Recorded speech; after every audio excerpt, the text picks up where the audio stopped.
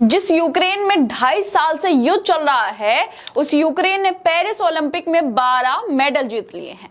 लेकिन 145 करोड़ की आबादी वाला भारत सिर्फ 6 मेडल ही जीत पाया है और 6 मेडलों में से एक भी गोल्ड मेडल नहीं है, क्योंकि गोल्ड मेडल जीतने वाले खिलाड़ियों को राजनीतिक साजिशों का शिकार होना पड़ता है। आखिर क्यों इतनी ज्यादा आबादी होने के बाद भी हम एक छोटे से देश यूक्रेन से पीछे रह गए, जो सालों से जंग झेल रहा है?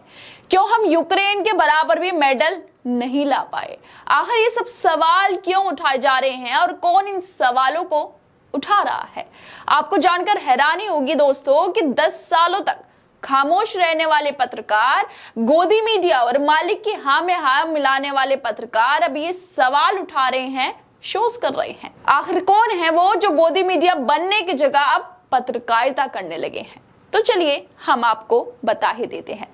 दरअसल सुधीर चौधरी, इन्हें कौन नहीं जानता, पत्रकारिता में एक बड़ा नाम है इनका, लेकिन पता नहीं इनको आजकल क्या हो गया है। ये अपने शोज में अब सच्चाई बताने लगे हैं, देश के मुद्दों को भी दिखाने लगे हैं, सरकार की नाकामियों को उजागर करने लगे हैं और फिर एक बार इन्होंने पेरिस ओलंपिक को लेकर शो किया है। बताया है कि एक छोटे से देश और इतनी बड़ी आबादी वाले देश में क्या फर्क है, कैसे जंग के बीच यूक्रेन गोल्ड मेडल जीतता रहा और हमारा देश एक गोल्ड ला नहीं पाया। सुधीर की ये वीडियो अब सोशल मीडिया पर भी वायरल हो रही है, जिसे खुद आज तक ने भी शेयर किया है।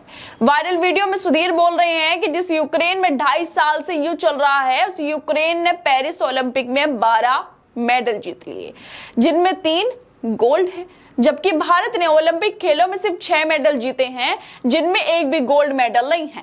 तो यूक्रेन ऐसा देश जो युद्ध में लगभग इतना संघर्ष कर रहा है कई सालों से, तो भी वहां के खिलाड़ियों ने 3 गोल्ड मेडल इस बार ओलंपिक में जीत लिए हैं। मतलब दोस्तों, जो देश युद्ध झेल रहा है सालों से, वहां पर गोल्ड मेडल आ रहे हैं और हमारे देश में एक भी गोल्ड नहीं आ पाया।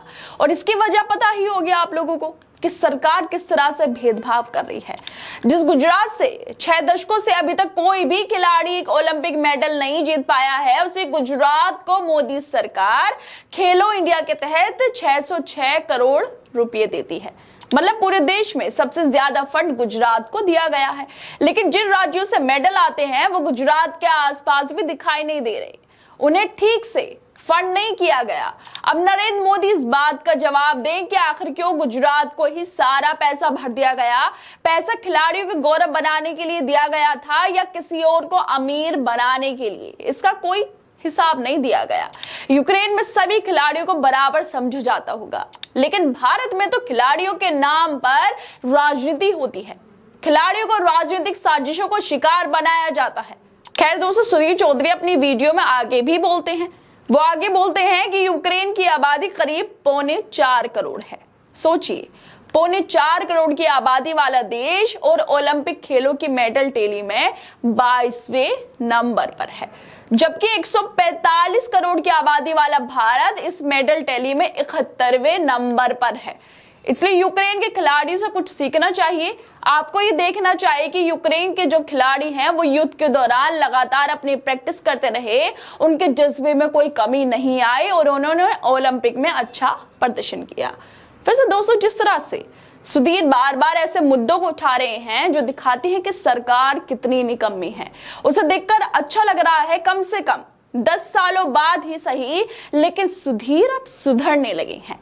लेकिन देखने वाली बात तो ये भी है, जैसे सुधीर अपनी वीडियो में बता रहे हैं कि कितना अंतर है यूक्रेन और हम में, लेकिन वहां पर युद्ध के बीच खिलाड़ियों को जज्बा बना हुआ है। मगर अफसोस की बात तो ये है कि भारतीय खिलाड़ियों को जज्बा तोड़ा जा रहा है। जो खिलाड़ी गोल्ड मेडल ला रहे हैं, उन्हें लेकर साजिशें हो रही हैं ताकि किसी की फर्जी इज्जत बची रहे। वहां की सरकारें खिलाड़ियों पर ध्यान देती हैं, धर्म का कार्ड नहीं खेलती और ना ही सारा का खेल बजट जो है वो एक ही राज्य को थमाती है। और भारत में रेसलिंग कमेटी के अध्यक्ष पर ही यौन शोषण के आरोप लगते हैं। राजनीति करके काबिल खिलाड़ियों को बाहर कर दिया जाता है। यहाँ के नेता से खिलाड़ियों पर ध्यान देने की जगह बस हिंदू मुस्लिम करवा लो, भड़काऊ भाषण दिलवा लो, इसी में माहिर हैं वो लोग। अगर इनसे एक सवाल भी पूछ लिया जाए तो जवाब नहीं दिया जाता इन लोगों से। इसी वजह से मुसलमानों के नाम पर ये अपनी रोजी रोटी चलाते रहते हैं। जिस तरह से आप यूक्रेन को देखिए, इतने सारे मेडल लेकर आया जबकि आबादी सिर्फ 4.25 करोड़ है, और हमारे भारत की आबादी 145 करोड़ है। उसके बावजूद सिर्फ 6 मेडल आए और उसमें एक भी गोल्ड मेडल नहीं है। विनेश फोगाट जो गोल्ड मेडल शायद जीतने वाली थी, वो राजनीतिक साजिशों की शिकार बन गई। ये होता है भारत में, जहां पर धर्म के नाम पर राजनीति की जाती है, जहां पर सिर्फ सत्ता पाने की ही राजनीति की जाती है। खैर दोस्तों, आप लोगों को क्या लगता है इस वीडियो पर? हमें अपनी राय जरूर दें, और बाकी तमाम खबरों को देखने के लिए जुड़े रहिए हमारे साथ।